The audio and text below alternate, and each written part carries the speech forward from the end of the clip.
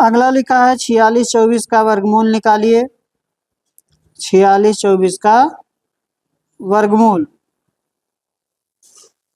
ठीक ना। 4624 का वर्गमूल कर लेंगे सभी लोग, कितना आएगा। अंडर रूट लिखा है 4624 का वर्गमूल, सबका आ जाना चाहिए, कोई दिक्कत नहीं है। आ जाएगा कितना, 46। निकालना है 64, 68 आ रहा है, 68, 64 बता रहे थे तुम तो।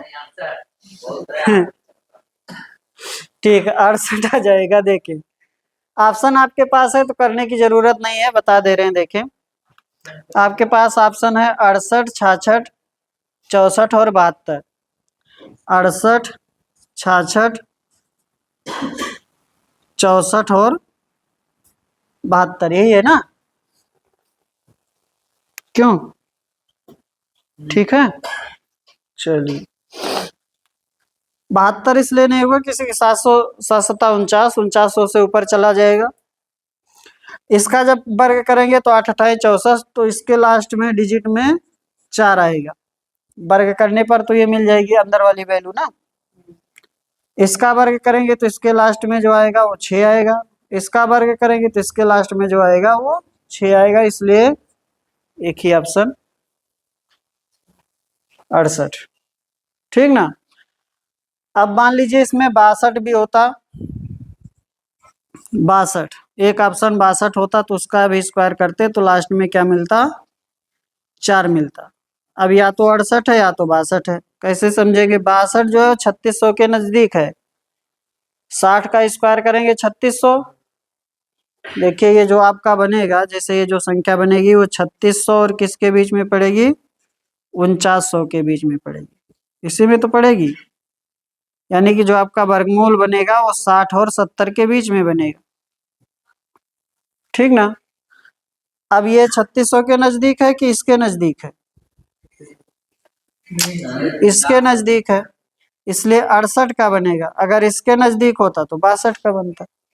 आगे चलें, बाकी यूनिट डिजिट काम कर जाएगा और नजदीकता से कैंसिल कर लेंगे, और वर्गमूल भी निकाल सकते हैं, आपकी मर्जी। आगे चलें, नेक्स्ट देखें।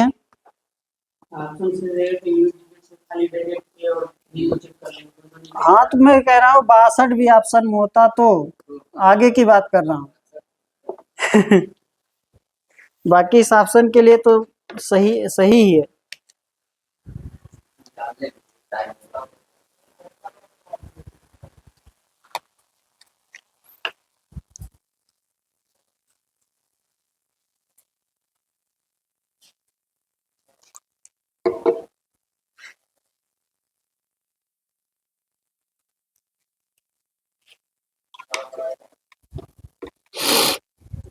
आइए,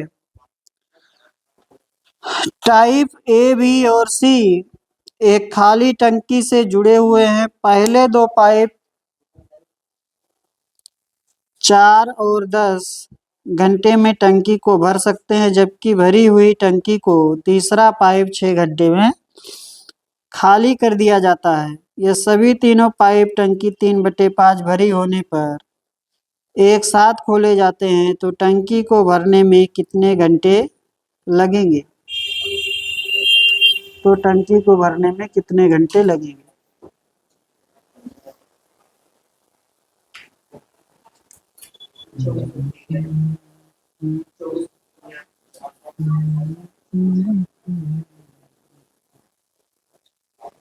अमित बताइए।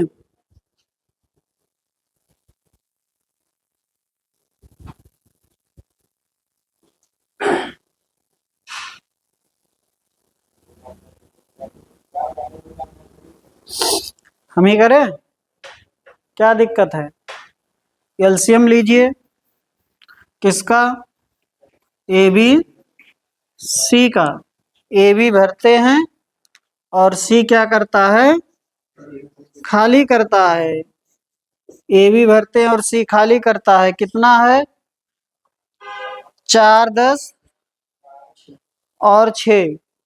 ये 4 और 10 में भरते हैं और ये 6 घंटे में खाली करता है। तो एलसीएम ले लेंगे, कितना बन जाएगा? 60 ले लें, 60 ना। तो ये 15, ये 6 और ये 10 खाली कर रहा है, ठीक ना। अभी कह रहा है कि कुछ भाग भरा है, तो भरा हुआ भाग, शेष भाग निकालते हैं। शेष भाग कितना हो जाएगा? 60 टोटल है, उसमें से भरा कितना है?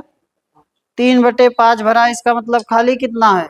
2/5 खाली है, 2/5 खाली है। ये हो गया खाली भाग, ठीक ना। कितना आ जाएगा? 24। इसी को अब भरेंगे तीनों, 2 भरते हुए और 1 खाली करते हुए चलेगा। तो ए बी सी का क्या निकाल लेंगे? क्षमता। ए बी सी की क्षमता निकाल लेंगे पहले। ए प्लस बी माइनस सी, क्योंकि सी खाली करने वाला है। तो 15 + 6 - 10, 21 - 10 कितना हो गया? 11। इसलिए समय लगेगा 24/11। 11 दूनी 22, 2 सही 2/11 घंटे, ठीक है। आंसर दिया है 24/11।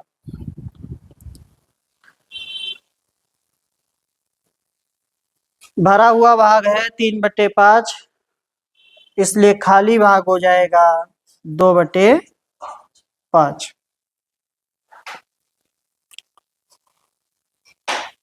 चाहे भरा निकाल कर फिर 60 में से घटा दीजिए, एक ही बात है ना। चलिए अगले पर आइए, क्वेश्चन नंबर 3 कर लेंगे ना। 60/5 गुणे 16 - 8 भागे 2 भागे 3।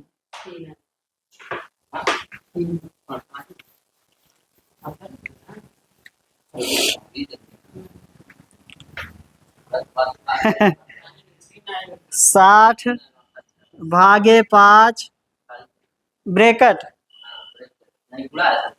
ठीक है, ब्रैकेट चाहे गुणा एक ही बात है। 16 - 8 भागे 2। अब ब्रैकेट लगाता चाहे गुणे लगाता हो तो एक ही बात है ना, उसके बाद तो कोई मतलब है नहीं, चाहे यहाँ गुणा लगाए चाहे ब्रैकेट ही लगा दे। ये तो अब ब्रैकेट लगा है तो का के अलग हो जाता है।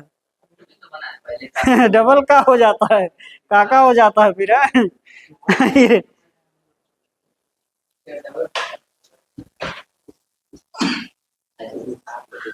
इसमें क्या दिक्कत है? कोई दिक्कत है? वो एक ही बात है ना। ऐसा कौन कह रहा था? पहले भाग होगा कि पहले गुणा होगा? तब ये हो जाएगा 60 गुणे 1/5। क्या दिक्कत है? कोई दिक्कत थोड़ी है। ये हो जाएगा 16 - 8 भागे 1/2 और गुणे 1/3, ठीक है ना। कर लीजिए, 2 से हो गया 4, घटा देंगे 12, तो आपका हो जाएगा 60 गुणे 1/5 गुणे 12 गुणे 1/3। 3 से कैंसिल करेंगे 4 हो जाएगा, 5 से कैंसिल करेंगे 12, 12 चौके 48। 3 कैसे लाए थे? हाँ? मौखिक नहीं लगाना ऐसे, मौखिक लगाना। अरे पेन भी उठा लीजिए, इतना ठंडी नहीं हो रहा है, एक हाथ जेब में डाले हुए हैं। आगे आइए। हाँ, नेक्स्ट देखिए, सीता की बाल्टी की धारता रामू की बाल्टी से 3 गुना है। सीता एक खाली ड्रम को भरने में 60 बार बाल्टी पलटती है। यदि सीता और रामू दोनों मिलकर ड्रम भरने लगे तो उन दोनों को कुल कितनी बार बाल्टी भरकर ड्रम में पलटनी होगी? बताइए अमित, क्या दिक्कत है इसमें? सीता की बाल्टी की धारता रामू की बाल्टी से 3 गुना है, यानी कि सीता की बाल्टी रामू की बाल्टी से 3 गुना, यानी कि रामू के बाल्टी में 1 लीटर पानी आता है तो सीता की बाल्टी में 3 लीटर पानी आता है। बस, अब क्या है, सीता जब ड्रम को भरती है तो 60 बाल्टी की जरूरत पड़ती है, यानी कि कितना लीटर हो जाएगा? 60 गुणे 3, 180 लीटर। अब दोनों को साथ में भरें, दोनों साथ में भरेंगे तो एक 3 लीटर भरेगा और एक 1 लीटर भरेगा, तो 4 लीटर भरेगा। 4 लीटर की दर से 180 लीटर भरना है तो कितना समय लगेगा? 180/4, 180/4 कितना समय लगेगा? 45, सॉरी समय नहीं, कितनी बाल्टी लगेगी? 45 बाल्टी। 45, कुल कितनी बार बाल्टी भरकर ड्रम में पलटनी होगी? तो 45 बार ड्रम में बाल्टी भर के पलटनी होगी। ठीक ना, हो जाएगा?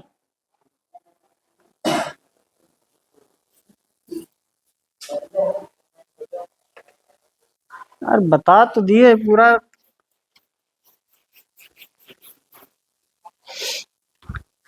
सीता,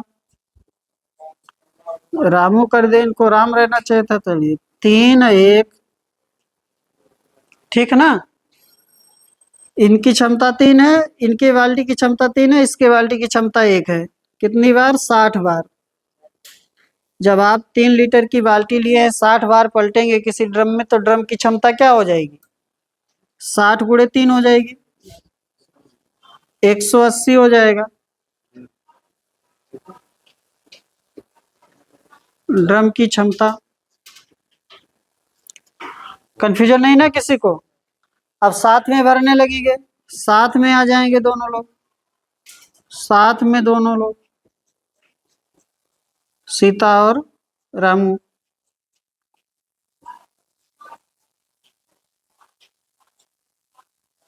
तो क्षमता क्या हो जाएगी इनकी? 3 + 1, 4। इसलिए कितनी बार बाल्टी पलटना पड़ेगा?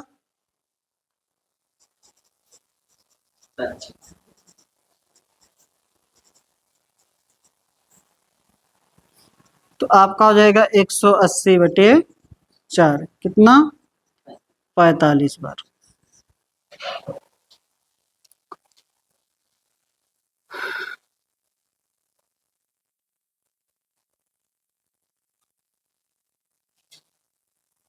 ठीक है ना। रामू कितनी बार बाल्टी पलटेगा और सीता?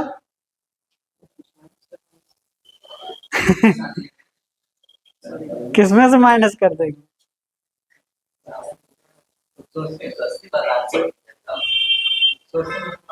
अरे दोनों 45-45 बार बाल्टी पलटेंगे। ये भी अपनी 45, इसका भी 45 बाल्टी इसको भी पलटना पड़ेगा और रामू को भी 45 बाल्टी पलटना पड़ेगा। मैं ये पूछ रहा हूँ कि इस कंडीशन में रामू और सीता कितनी कितनी बार बाल्टी पलटेंगे? 45-45 बार ही पलटेंगे। काहे कंफ्यूज हो रहे हैं?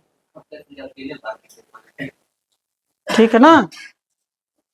अगर आपसे कहता रामू अकेले भरे तो कितनी बाल्टी पलटेगा, तब 180 हो जाता। उस समय क्या हो जाता, अगर इसी को केवल रामू भरे तो रामू अगर भरेगा तो उसकी क्षमता क्या है? 1, और भरना कितना है? 180। इसलिए कितनी बार बाल्टी पलटेगा? 180 बार बाल्टी पलटेगा ड्रम में। ठीक ना। रामू की जो बाल्टी है उससे 180 बार या 180 बाल्टी पानी ड्रम में डालना पड़ेगा। ठीक है ना। एकदम ध्यान नहीं देते, जो हम कराते चले जाते बस उतने ध्यान देंगे, आगे पीछे भी देखा करिए। पूछ रहे हैं कि कितनी बार पलटेगा, तो दोनों 45-45 बार पलटेंगे ना, अगर साथ में पलट रहे हैं तो। ये एक लोग का थोड़ी आ रहा 45 बार, इसका भी 45, इसका भी 45, इसका 45 आएगा तो 3 की दर से 45 गुणे 3 कितना हो जाएगा? 135, और इसका एक की दर से कितना हो जाएगा 45, तभी तो 180 लीटर होगा। आगे चले, नेक्स्ट देखिए। 7 मीटर ऊंचे किसी प्लेटफॉर्म के शीर्ष से उन्नयन कोण 30 डिग्री था। यह टावर से प्लेटफॉर्म की दूरी 50√3 मीटर है, तो टावर कितनी लंबी थी? तो टावर कितनी लंबी थी?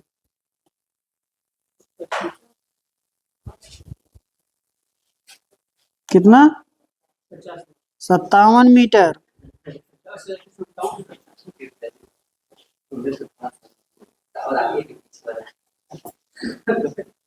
प्लेटफॉर्म पे खड़ा है ना, प्लेटफॉर्म कितना ऊंचा है?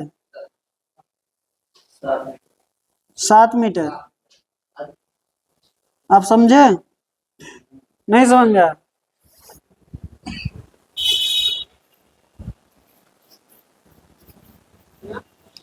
नहीं समझ में आ रहा है?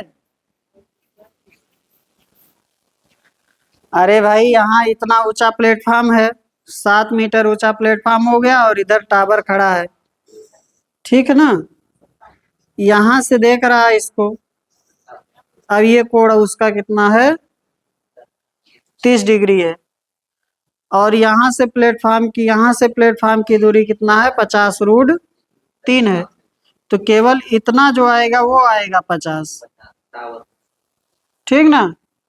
और टावर यहाँ जमीन पर खड़ा होगा ना, तो प्लेट जमीन से इतना ऊंचे आप खड़े हैं 7 मीटर, तो 7 मीटर ये हो जाएगा, जितना ये होगा उतना ये हो जाएगा, इसलिए आपका बन जाएगा 57 मीटर। ठीक है ना, समझे बात? आइए 50 वाले कितना होगा? काहे उसको कौन ऐड करेगा, पड़ोसी?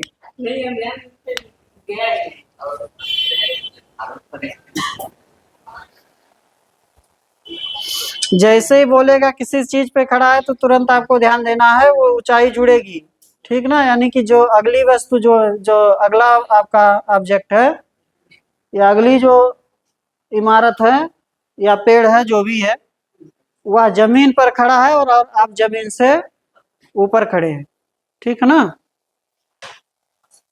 और कभी कभार तो दे देता है कि व्यक्ति की लंबाई भी देता है, ठीक ना। व्यक्ति इतना लंबा है और उसके आंख पर उसका उन्नयन कोण बन रहा है इतना डिग्री, तो आपको चाहिए। वैसे तो ये माना जाता है कि व्यक्ति यहीं से देख रहा है, तो जमीन में धंस के थोड़ी देख रहा होगा ठीक है ना, लेकिन उतना मानते हैं कि चलिए यही है। और कभी कभार और एग्जैक्ट निकालने के लिए व्यक्ति की क्या दे देते हैं, लंबाई दे देते हैं, या व्यक्ति की ऊंचाई दे देते हैं। तो मान लीजिए ये 1 मीटर का व्यक्ति है, अब पूछे आपसे तो 1 मीटर जुड़ जाएगा, ठीक ना। जब व्यक्ति की ऊंचाई दे देगा तो समझ जाइए कि व्यक्ति की ऊंचाई जोड़ना है अगले ऊंचाई में, ठीक है। और नहीं दिया है तो फिर वैसे पॉइंट ऑब्जेक्ट मान के चलेंगे। चलिए, हाँ, आँख से ही तो देखेगा कोण, वही कह रहे हैं। तो जमीन पर आप खड़े हैं और वहां का उन्नयन कोण देख रहे हैं, तो आपका सिर्फ इसके आँख के पैरेलल जितनी ऊंचाई ऊपर बनेगी उतनी ही बताएगी, नीचे का थोड़ी बताएगा वो ऊंचाई, ठीक ना। लेकिन मानते उसी तरीके से आगे चलिए अब इतना एग्जैक्ट देखने के लिए फिर अब इतना एग्जैक्ट देखने के लिए फिर कहेगा कि आँख से आप बता ही नहीं पाएंगे कितना कोण बना रहे हैं। कोई मशीन होगा या कुछ होगा, उससे वो देख रहा होगा, उसमें देख रहा होगा ना। मेन चीज तो ये हो गया, फिर आप ऐसे थोड़ी बता पाएंगे कि कितना कोण है, ठीक ना। कोई कोण नापने मतलब आगे चले। नेक्स्ट देखिए, आपको दिया है यदि a बराबर 14 - 14 + 4 और b बराबर 4 - 14, तो AB का मान, तो AB का मान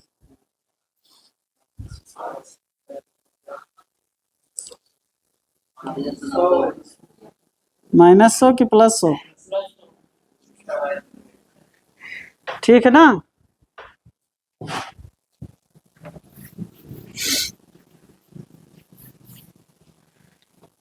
अमित कितना आया? ए बराबर हो गया -14 + 4 और बी बराबर हो गया 4 - 14।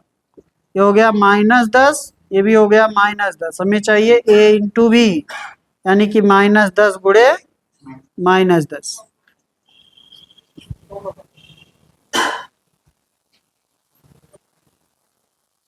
आगे चलिए, बदल रहे हैं कि नहीं? ठीक है,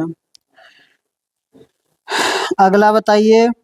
दिए गए आंकड़ों के आधार पर ग्राफ है, मैं सीधा क्वेश्चन पढ़ रहा हूँ। दिए गए आंकड़ों के आधार पर जीते गए सीटों की कुल संख्या है।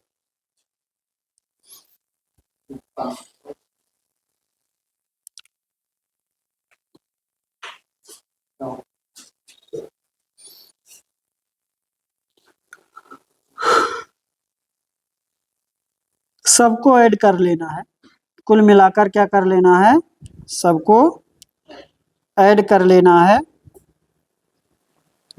किसी पार्टी किसी दल का तो दिया नहीं है, तो सबको ऐड कर लेना है, ठीक है ना।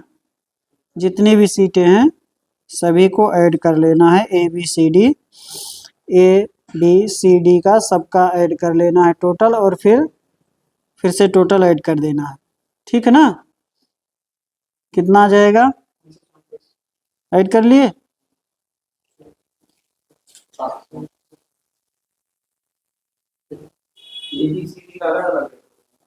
कहीं को सबका जोड़ लीजिए, पहले ए का अलग, बी का अलग, सी का अलग, डी का अलग, फिर चारों को फिर से जोड़ दीजिए।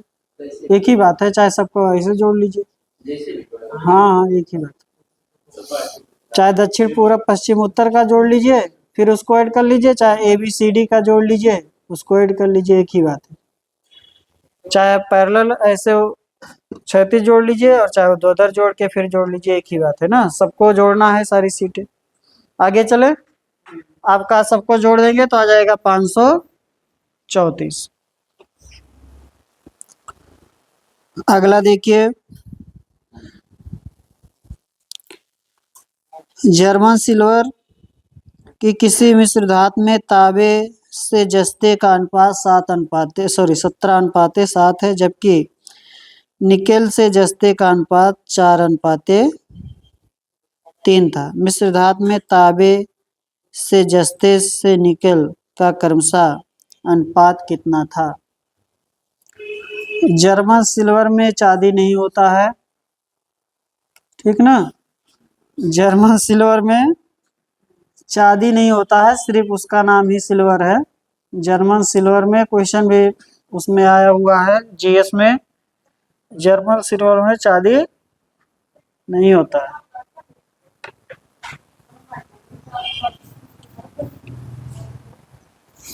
इसमें देखिए लिख भी रहा है, तांबा और जस्ता है अनुपात। बताइए कितना होगा?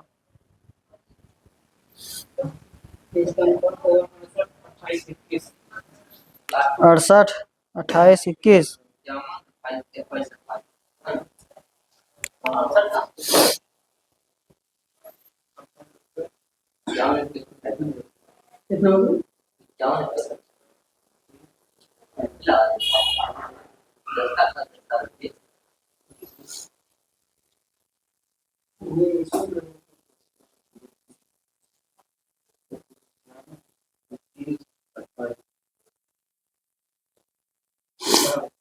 हो गया? अमित बताइए क्या कंफ्यूजन है? अरे ए बी दिया है, ए अनुपाते बी और बी अनुपाते सी, ए बी सी का अनुपात बताना, यही कह रहा है, ठीक ना। ज्यादा आप सोच रहे हैं, साइंस में चले गए लग रहा है। आपको क्या दिया है? तांबा और जस्ते का अनुपात कितना? 17:7। तांबा है और जस्ता है, और फिर आपको क्या अनुपात दिया उसके बाद? निकिल के साथ जस्ते का दिया है, निकिल के साथ जस्ते का दिया है। तो जस्ता पहले लिख लीजिए, ठीक ना, जस्ता आ रहा है तो पहले जस्ता लिख लीजिए, फिर निकल लिख दीजिए, ऐसे 3 4 कर लीजिए। अब इसका रेशियो बनाना है, यहाँ 7 कर देंगे, यहाँ 3 कर देंगे, ये हो गया 51, ये हो गया 21 और ये हो गया 28।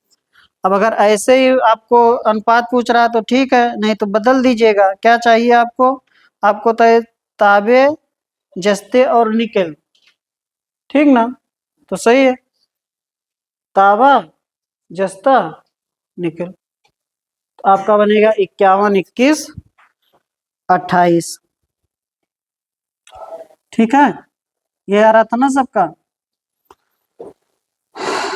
सूर्य रमा की तुलना में 3 गुना तेजी से काम करता है और किसी काम को पूरा करने में रमा द्वारा लिए जाने वाले दिनों की तुलना में 40 दिन कम लेता है। यदि वे मिलकर काम करते हैं तो कितने दिनों में पूरा काम समाप्त हो जाएगा? बताइए।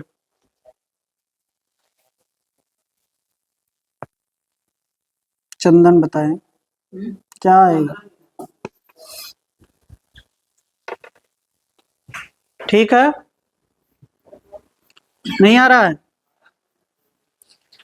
देखिए, कह रहा है कि सूर्य रमा की तुलना में 3 गुना तेजी से कार्य करता है। सूर्य और कौन है? रमा।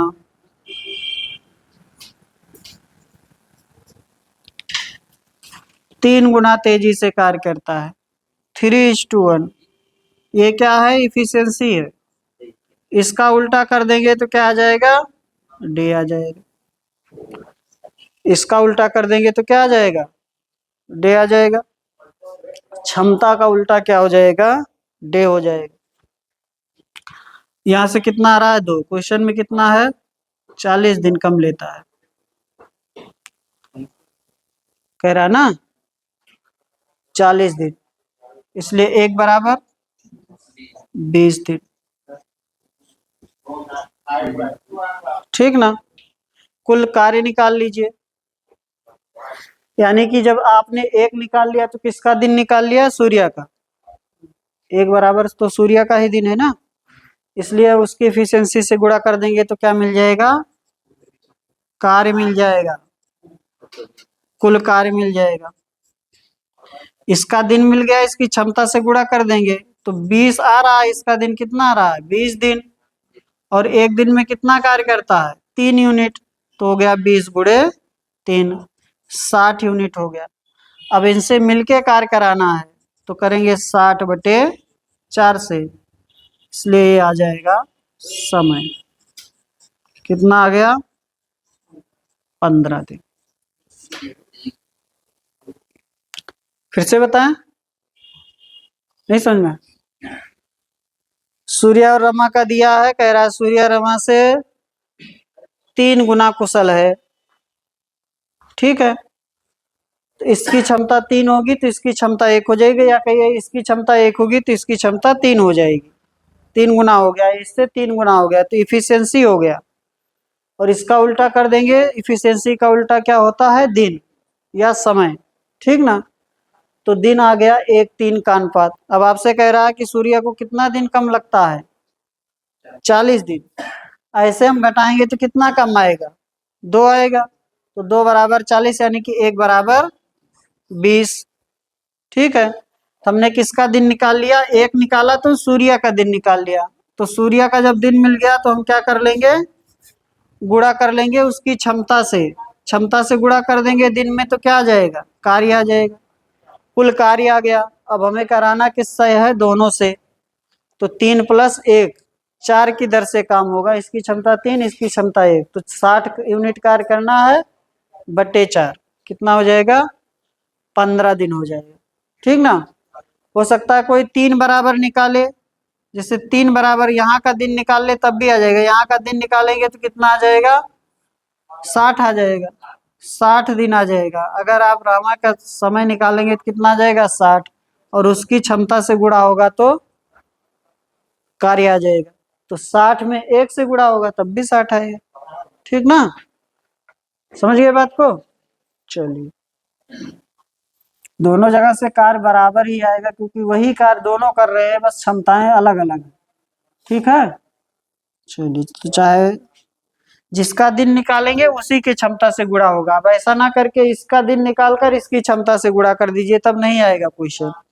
जो दिन निकाल रहे उसी की क्षमता से गुणा होगा, ठीक है, तभी कुल कार्य मिलेगा। और कुल कार्य मिल जाएगा तो भाग कर देंगे दोनों के एफिशिएंसी से, ठीक है। जोड़कर आगे चलें।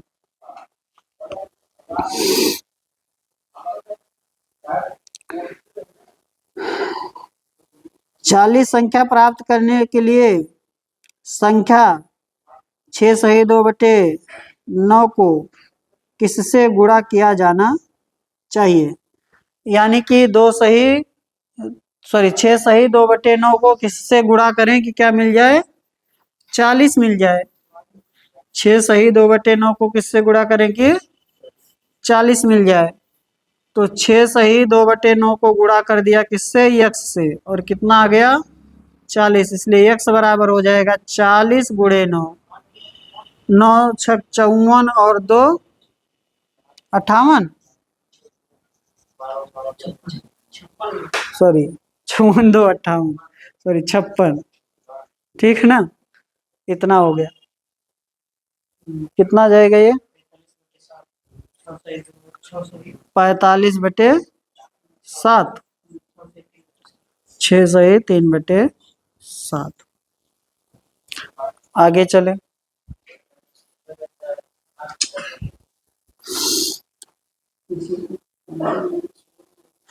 एक वर्गाकार खेल का क्षेत्रफल 196 वर्ग मीटर है। वर्गाकार खेत होना चाहिए, खेल लिखा है, ठीक ना, वर्गाकार मैदान हो या खेत हो। वर्गाकार खेत का क्षेत्रफल 196 वर्ग मीटर है। इसकी प्रत्येक भुजा कराना है, नहीं हो जाएगा, 196 का कितना 14 हो जाएगा भुजा। आगे चले। लालू और बालू की आयु का अनुपात 1:2 है। 7 वर्ष बाद यह अनुपात 3:5 हो जाता है। बड़े व्यक्ति की आयु ज्ञात करें। तो एक का है 1 2 और 7 वर्ष बाद आपको अनुपात दिया है। तो एक का हो गया x, एक का हो गया 2x, दोनों में 7 वर्ष क्या कर दीजिए, जोड़ दीजिए, कम कर दे, जोड़ दीजिए, बराबर 3/5, 3/5, 5x प्लस 35 बराबर 6x प्लस 21, x बराबर 14। बड़े वाले का चाहिए 2x का था, वो कितने का था, 2x था उसका, है कितना हो जाएगा 28 वर्ष। आगे चलें। एक हम लोग ऐसे करते थे, 1 2 का अनुपात है, फिर हो जाता है 3 5, ठीक ना। ये अंतर अगर बराबर कर ले जाए तब भी हो जाएगा। 2 से गुणा कर दीजिए, पहले वाले में 2 से गुणा कर देंगे पहले वाले में, तो हो जाएगा 2:4। कितना हो जाएगा 2:4। अगला क्या है 3 5, डिफरेंस बराबर हो गया, ठीक ना। तो एक बराबर क्या हो गया 7। यहाँ से 1 का डिफरेंस और वैसे कितने का अंतर है 7 का, 7 ही तो बढ़ रहा है दोनों का। तो 1 1 का अंतर है दोनों जगह, और 7 दोनों का बढ़ रहा है, 1 बराबर 7, इसलिए बड़े वाले का चाहिए 4 बराबर चाहिए। कितना हो जाएगा 7 गुणे 4, कितना 28। बस यहाँ अंतर क्या करना पड़ेगा, गुणा करके बराबर करना पड़ेगा, क्योंकि दोनों का 7 वर्ष आगे जा रहा है। तो यहाँ का जो अनुपातिक अंतर है वो बराबर हो जाएगा, तो हम उसको 7 के बराबर कर लेंगे। आगे चलें, हो जाएगा। चलिए अगला देखिए, 2 और 98 के बीच मध्यानुपात ज्ञात करें। 2 और 98 के बीच मध्यानुपात √AB होता है। मध्यानुपात क्या होगा, √AB।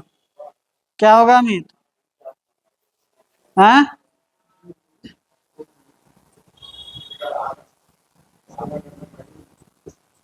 मध्यानुपाती हमें चाहिए, या मध्यानुपात चाहिए, √AB होगा, √AB, यानी कि 2 गुणे 98, यानी कि कितना 14 हो जाएगा, ठीक ना। 196 बनेगा अंडर रूट में 14 हो जाएगा। मध्यानुपात, और क्या कहते हैं इसको, क्या कहते हैं, हाँ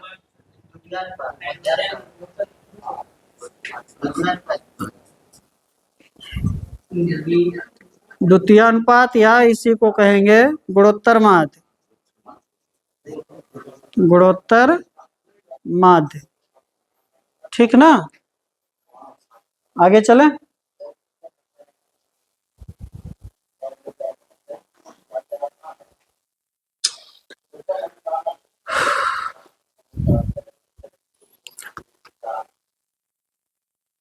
निम्न को हल करें।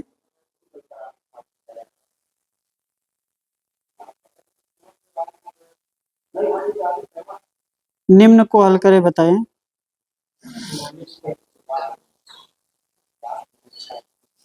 करने दीजिए और लोगों को।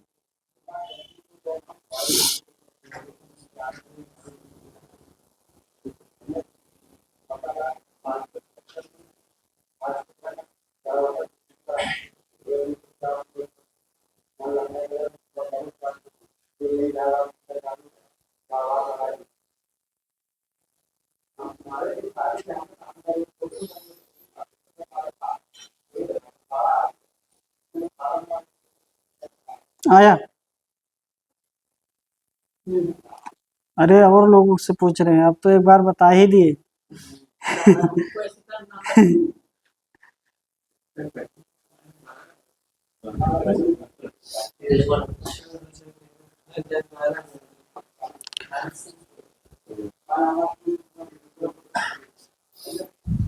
पहले यहाँ भाग कर लीजिए। 9 हो गया, 9 से 3 हो गया, 3 त्रिका 9 हो गया ना, -9 हो गया, और -9 -4 -13 हो गया, 78 बटे -13 हो गया, यानी कि आपका हो गया -6, ठीक है ना। करें क्वेश्चन, हो जाएगा ना, नहीं यार।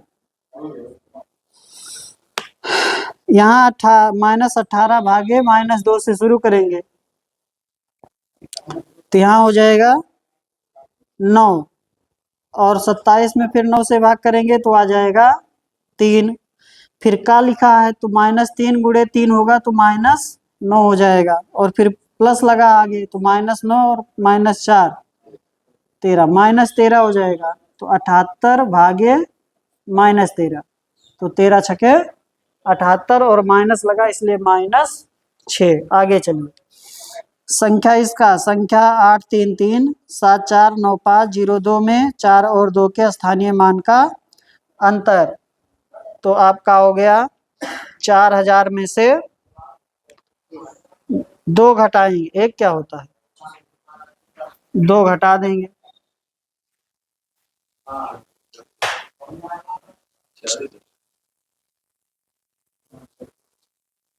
काहे को 40,000, हाँ 40,000, सॉरी 40,000 में से 2 घटा देंगे। अच्छा 5वें स्थान पे ना, मैं चौथे स्थान पर देख रहा हूँ।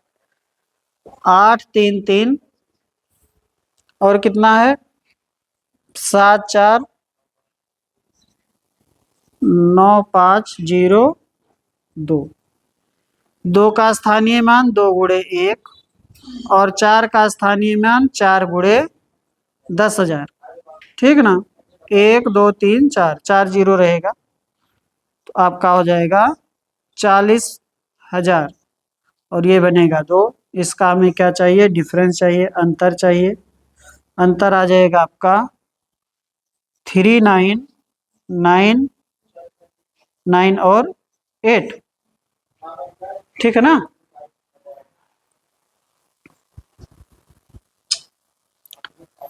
आगे चलें। एक लंबवृत्तीय शंकु जिसके आधार की त्रिज्या उसकी ऊंचाई के बराबर है का आयतन एक अर्धगोले के आयतन के बराबर है। शंकु तथा अर्धगोले की त्रिज्याओं का अनुपात क्या है, कौन बताएगा।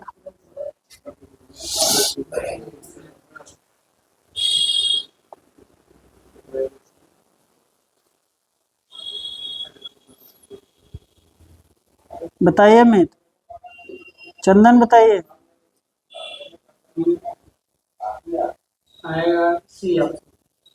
ऐसे ही, ऐसे ही बिना लगाए।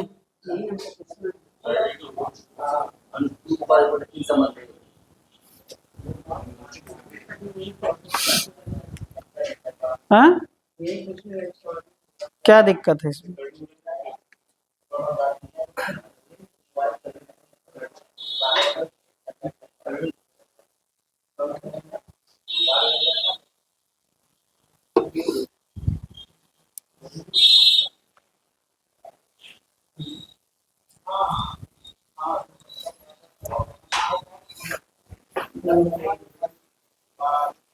क्या बताएं यार इसमें।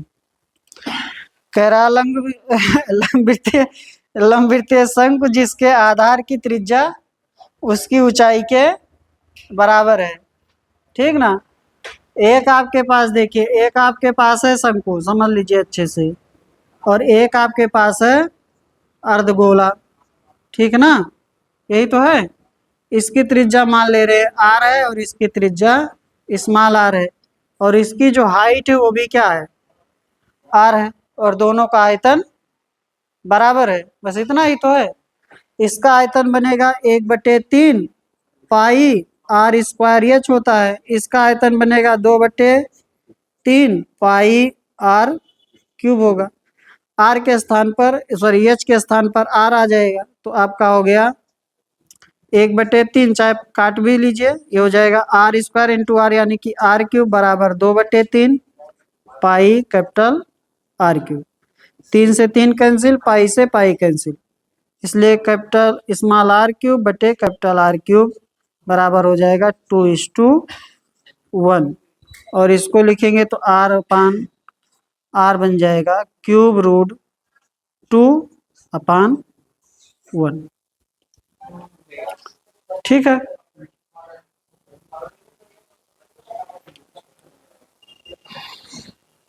शंकु का आयतन किसके बराबर कर देंगे, अर्धगोले के, और एच के स्थान पर आर लिख देंगे, बस।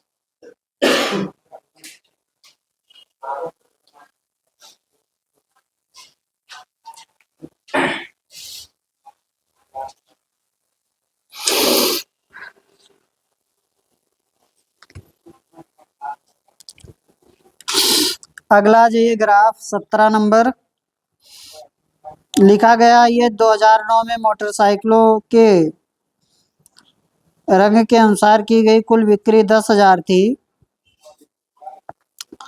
तो हरे रंग की तुलना में पीले रंग की मोटरसाइकिलें कितनी अधिक बेची गई थी। तो आ जाइए 2009 में मोटरसाइकिल के रंग के अनुसार की गई कुल बिक्री 10,000 थी, यानी कि 100% बराबर कितना है, 10,000। कुल रंगों के कुल रंग जोड़ देंगे तो 100% होगा, जितनी भी मोटरसाइकिल बिकेगी 100% होगा, और सभी रंगों का मिलाकर यानी कि 100% बराबर कितना है, 10,000 मोटरसाइकिल।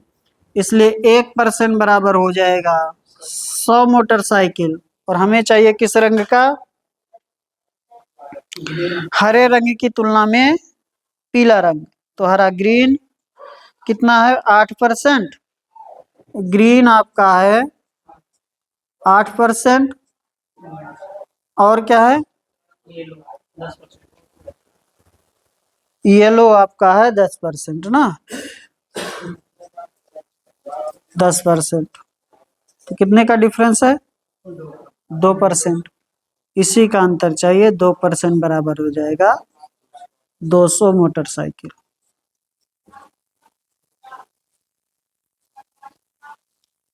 ठीक है, चलिए। तो जब भी आपको ग्राफ मिले तो सीधा पहले क्वेश्चन पढ़ा करिए, ठीक है ना।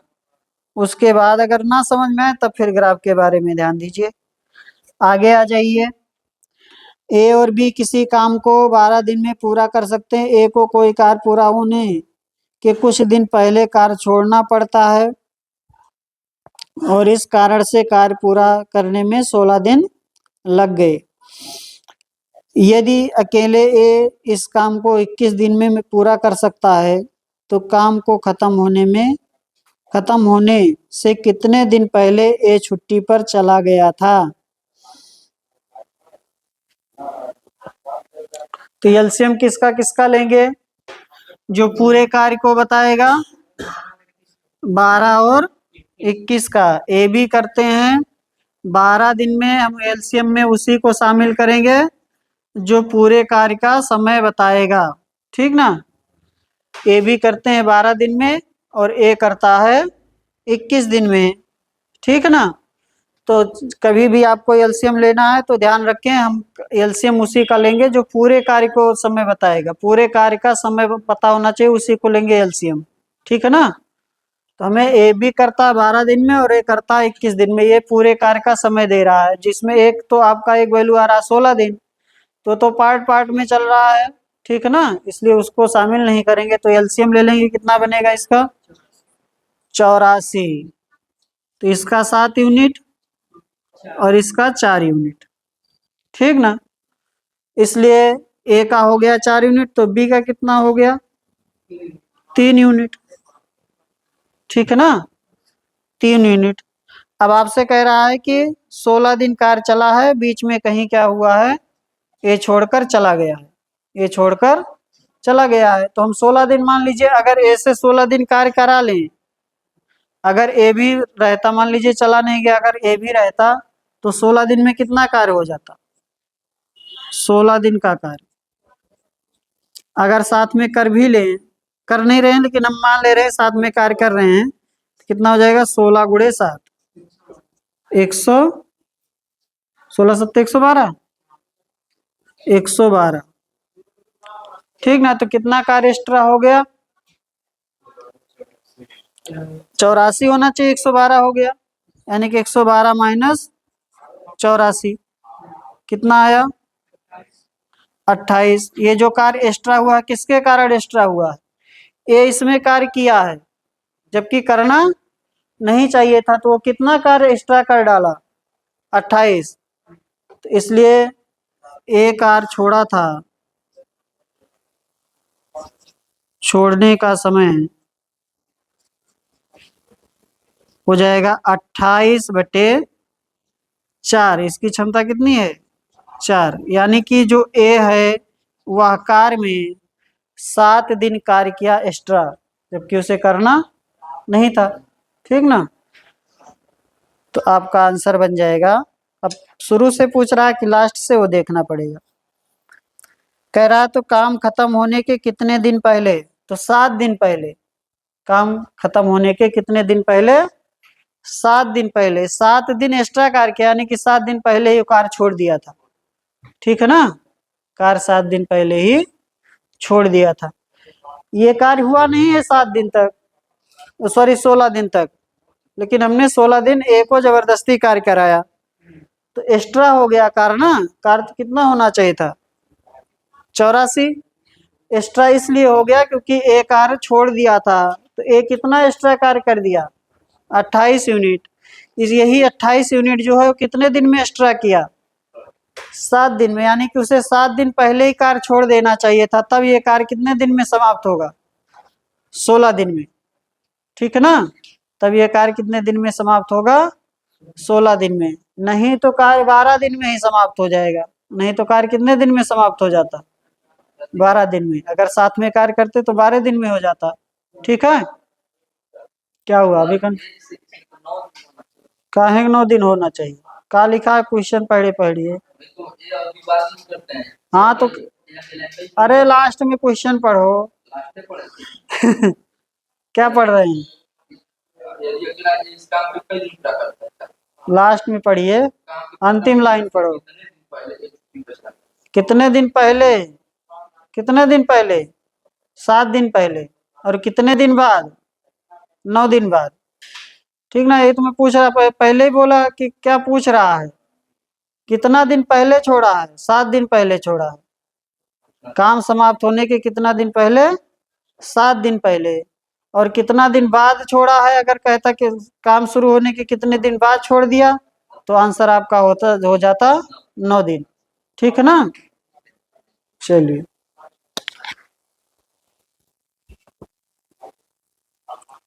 सिलेक्ट में पहले ही पूछ क्या रहा है, पहले पूछ रहा है कि बाद में। ठीक ना।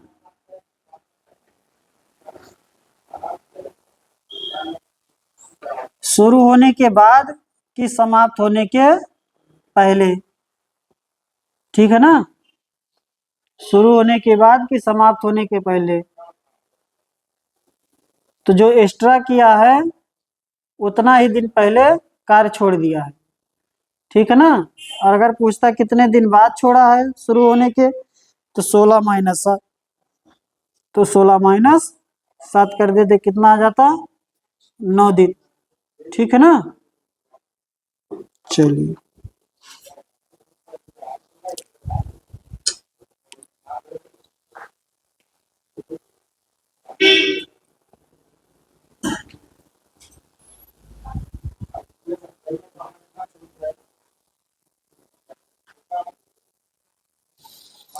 यदि भुजा एक इकाई हो तो वर्ग का क्षेत्रफल उसकी भुजा के बराबर होता है। हमेशा होगा, ऑलवेज होगा। अगर इकाई उसकी भुजा है तो क्षेत्रफल हमेशा क्या आएगा, एक ही आएगा वर्ग का। ठीक है ना।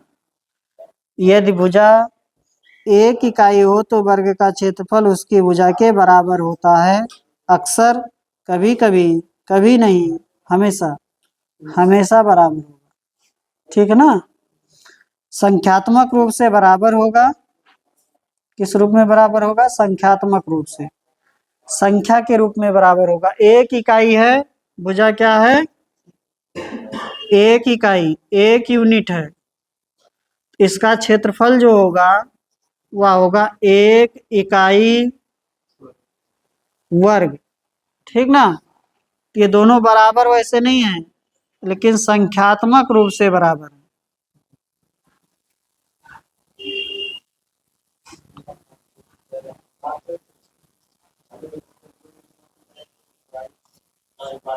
ठीक ना। इकाई में बराबर नहीं है, लेकिन संख्या में बराबर है। ठीक है। हेलो अमित, समझ गए ना बात को। चलिए, क्षेत्रफल बराबर नहीं है भुजा के, लेकिन संख्या के रूप में बराबर है। आपसे कह रहा है रेखीय समीकरण x+2y - 8 बराबर 0, 2x+4y बराबर 16 के जोड़े के हलों की संख्या है, बताइए चंदन।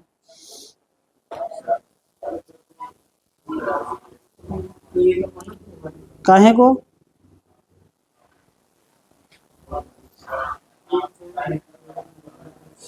काहे को अनंत होगा,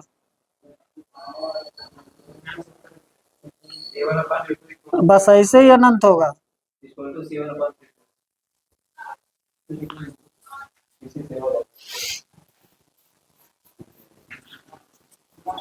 क्यों बराबर होगा अमित, वो अनंत क्यों होगा। हाँ,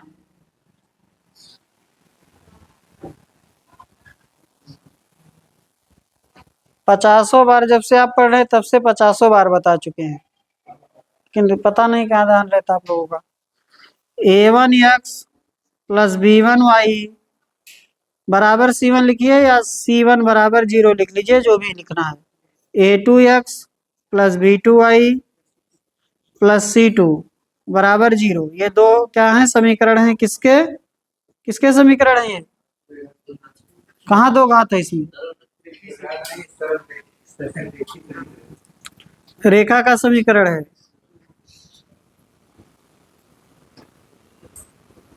ठीक है ना। दोनों क्या है, दो रेखाओं का समीकरण है।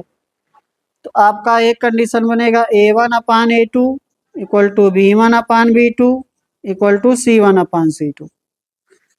पहले इसे मैं तीनों लिख दे रहा हूँ, फिर बता देता हूँ।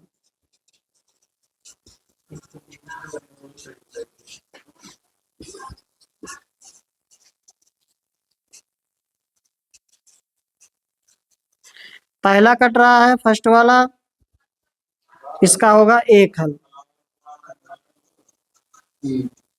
पहला वाला बराबर अगर काट दे नॉट इक्वल टू है तो एक हल, और अगर दूसरा कट रहा है तो कोई हल नहीं, कोई हल नहीं।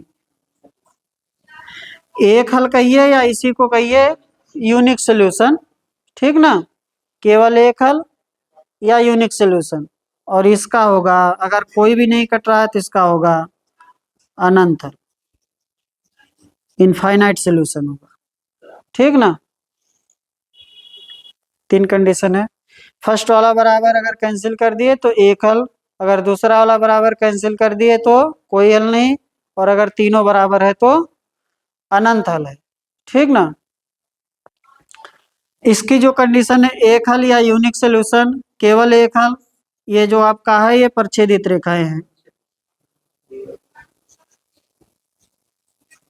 प्रच्छेदी रेखा है, प्रच्छेदी रेखाएं हैं, कोई हल नहीं है, यानी कि टच नहीं कर रहा, तो ये समांतर रेखाएं हैं, समांतर रेखाएं हैं, और ये जो है ये समपाती रेखाएं हैं।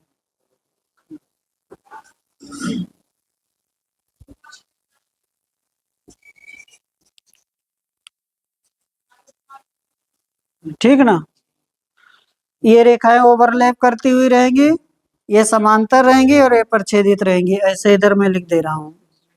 ये रेखा ऐसी है, ये रेखा इस प्रकार से है, और ये रेखा इसी के ऊपर है, ठीक है ना।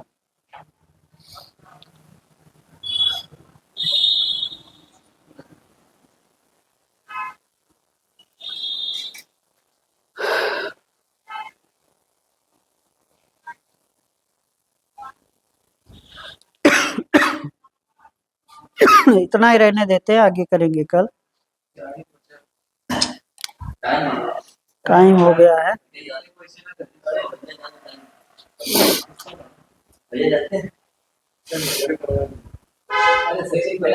करा दें, चलिए, अच्छा चलिए ठीक है। समझ गए है ना। एक होता है संपाती रेखा, संपाती रेखा है, और एक होता है संगामी रेखा है, कंफ्यूज नहीं होना है, ठीक ना। संपाती रेखाएं और संगामी रेखाएं, क्या होगा संगामी?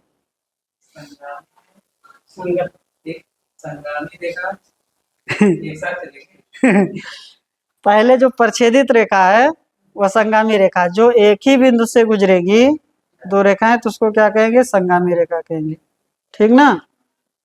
और ये संपाती यानी कि ओवरलैप करेगी तो संपाती। संगामी जैसे एक रेखा, ये इस पॉइंट से एक रेखा चली गई, इसी से दूसरी चली गई, इसी से तीसरी चली गई, इसी से चौथी चली गई,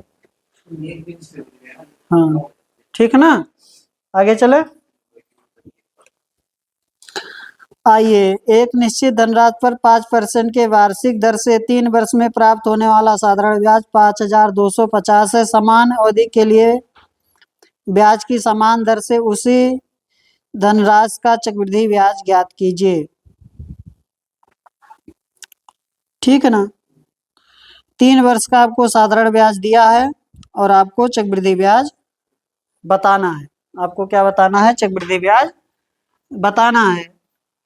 3 वर्ष का साधारण ब्याज दिया है आपको, 3 वर्ष का चक्रवृद्धि ब्याज बताना है, जो कि 5% की दर से है 3 वर्ष के लिए।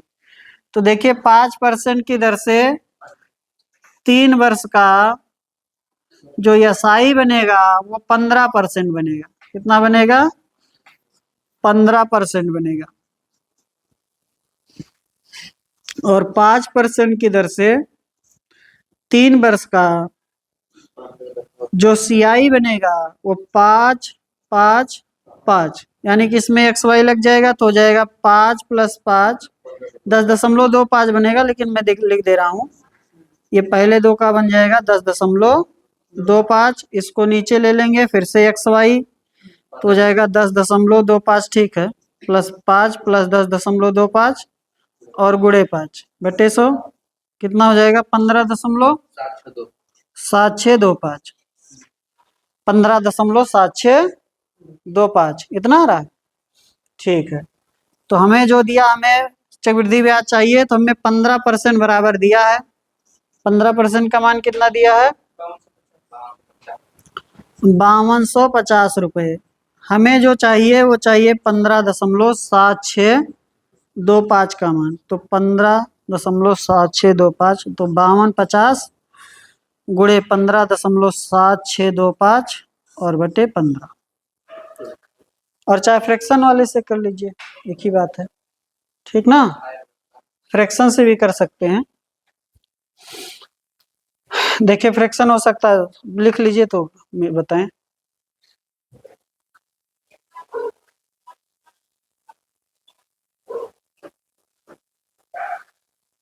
ठीक है, कितना आ रहा है? 55 16.88। ठीक है, चलिए मिटा दें। दूसरा जैसे हम कह रहे हैं फ्रैक्शन से कर सकते हैं, इस प्रकार से कर लेंगे फ्रैक्शन से। जैसे 15% ये हो गया, तो 15% हो गया तो आपका हो जाएगा 115/100। 115/100, ठीक ना। ये हो गया मूलधन और ये हो गया आपका मिश्र धन। ये अभी एसआई के बारे में बात हो रही है। सीआई में आएंगे 5% की दर से 3 वर्ष का सीआई दिखाई पड़ेगा, तो आपका होगा 105/100 गुणे 105/100 और गुणे 105/100, यानी कि 21/20 गुणे 21/20 गुणे 21/20। तो कितना बन जाएगा? 21/20 गुणे 21/20 और गुणे 21/20, यानी कि 9261/8000। ठीक ना। यहाँ पर ये हो गया मूलधन और ये हो गया मिश्र धन। ठीक है, अब प्रॉब्लम बात यह है कि एक जगह मूलधन कितना आ रहा है? 8000 और एक जगह आ रहा है 100। तो ऊपर वाला भी कितना बना दीजिए? 8000। ठीक ना, दोनों जगह का मूलधन बराबर हो जाएगा। तो इसको हम क्या कर लेंगे? बराबर इधर को करके लिख दें, कोई दिक्कत नहीं है ना। तो 8000 बनाने के लिए 80 से गुणा होगा। अंश और हर में किससे गुणा कर देंगे? 80 से। 80 से करेंगे तो ये 8000 हो गया मूलधन, और इसमें 80 से गुणा होगा तो हो गया 0। 8×5 = 40, 8 एकम 8 4 12, 8 एकम 8 और 1 9। ठीक ना, 9200। तो यहाँ का ब्याज कितना हो गया? 1200। 1200 हुआ ना, इसके अनुसार 1200 हुआ। तो 1200 बराबर आपको दिया है। 1200 बराबर कितना दिया था? 5450, 5250, 5250। और हमें इसका ब्याज चाहिए, तो यहाँ कितना ब्याज बन रहा है? 1261। तो हमें चाहिए 1261 का मान, बट्टे 1200 हो जाएगा और गुणे हो जाएगा 1261। इसको भी सॉल्व करेंगे तो वही आएगा। कैलकुलेशन दोनों में है, ठीक ना। सबसे ज्यादा आप जान ही रहे हैं कि सबसे ज्यादा जो गुणा भाग है वो चक्रवृद्धि ब्याज में ही रहता है। थोड़ा आपको इसमें गुणा भाग करना पड़ेगा। इतना लिखना पड़ रहा है डायरेक्ट। हम जैसे 5% है तो हमें पता है 9261/8000 होता है। ठीक ना, 21/20 गुणे 21/20 गुणे 21/20, 9261। ऊपर वाला 8000 बना लेंगे, घटा के डायरेक्ट कर लेंगे। नहीं तो अगला जो बताया वो तो आसान है ही। ठीक ना, चलिए। किसी त्रिभुज का आधार उसके समान क्षेत्रफल वाले समांतर चतुर्भुज के आधार का आधा है। त्रिभुज और चतुर्भुज के आधारों से संलग्न ऊंचाई का अनुपात क्या होगा?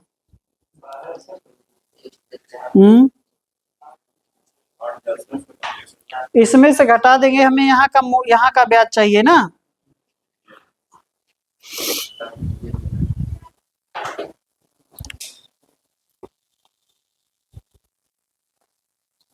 हो जाएगा नहीं?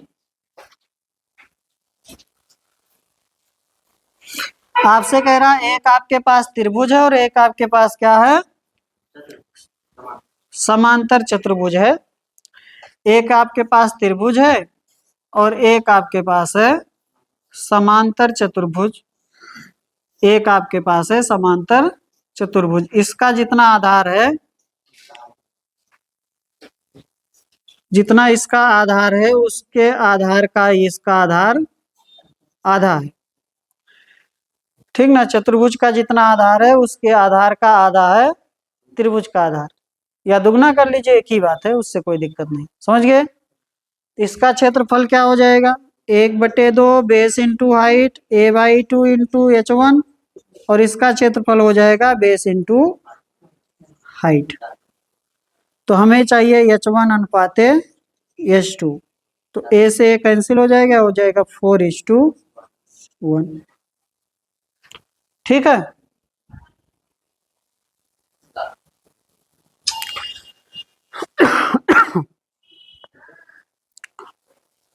अगला, व्यंजक x² plus ax plus b को यदि x प्लस 3 से विभाजित किया जाए तो शेष -1 प्राप्त होता है, और व्यंजक x² plus bx plus a को जब x माइनस 3 से विभाजित किया जाता है तो शेषफल 39 प्राप्त होता है। a प्लस बी बताना है, a प्लस बी बताना है। मिटा दें इसे।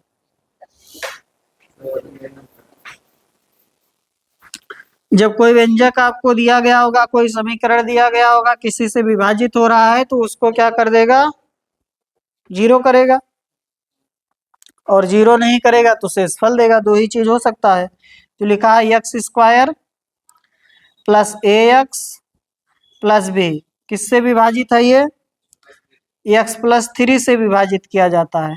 x प्लस 3 से विभाजित करने पर शेषफल आता है -1। तो x प्लस 3 बराबर 0 ले लेंगे, x बराबर आ जाएगा -3। -3 इसमें रख दीजिए, तो -9 -3 है प्लस b बराबर हो जाएगा, जितना शेषफल आ रहा है उतना आ जाएगा। अगर शेषफल नहीं आ रहा है तो 0 हो जाएगा, और शेषफल आ रहा है तो वही इसके क्या हो जाएगा, बराबर हो जाएगा। जब आप यहाँ x प्लस 3 से भाग करेंगे तो इसके बराबर रख लेंगे 0, यानी कि x बराबर -3 इसमें रखेंगे तो जो शेषफल आ रहा है उसके बराबर हो जाएगा ये। ठीक है। एक समीकरण आपके पास हो गया, -3a प्लस b बराबर 8। इधर जाएगा प्लस हो जाएगा, घट जाएगा। ठीक है ना। आगे आप भाग किए हैं जो x² plus bx plus a में किए हैं, x² प्लस bx -1 दिया है शेषफल ना। अरे ये रखेंगे, अच्छा प्लस होगा, सॉरी, उधर जाएगा तो हो जाएगा -10 ना। ठीक है, सॉरी। a इसको विभाजित किया जाता है x माइनस 3 से, बराबर 0 ले लेंगे, x बराबर हो जाएगा 3, इसमें रख देंगे तो हो जाएगा 9 प्लस 3b प्लस a बराबर कितना दिया था शेषफल, 39, इसलिए 3b प्लस a बराबर 30। ये आपके पास दूसरा समीकरण आ गया है फ्रॉम इक्वेशन 1 एंड 2। दोनों को सॉल्व कर लेंगे, आंसर आ जाएगा। ए और बी सॉल्व कर लीजिए।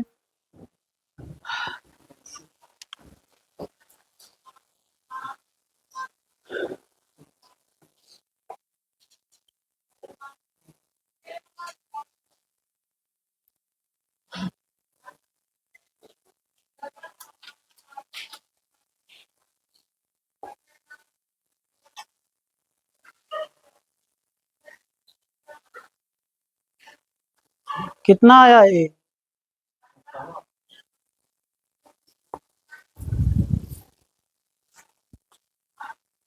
अरे एक में 3 से गुणा कर दीजिए, दूसरे वाले में कैंसिल हो जाएगा, 9 हो गया, 9 1 10 हो गया, बी बराबर 10 आ रहा है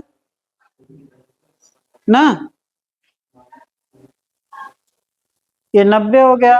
अच्छा सॉरी, 8 आ रहा होगा, 90 बी बराबर 8 ना।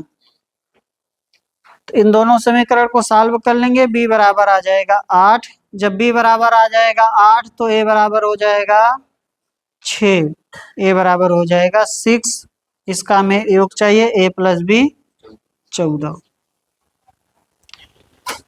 दूसरे समीकरण में 3 से गुणा कर दीजिए, जोड़ दीजिए, ठीक ना, कैंसिल हो जाएगा। ये हो गया 3 से 90 हो गया, ये -10 80 हो गया, और यहाँ आपका 9 भी हुआ, ये हुआ बी, तो 9 और 1 10 हो गया, 10 बी बराबर 80, इसलिए बी बराबर 8।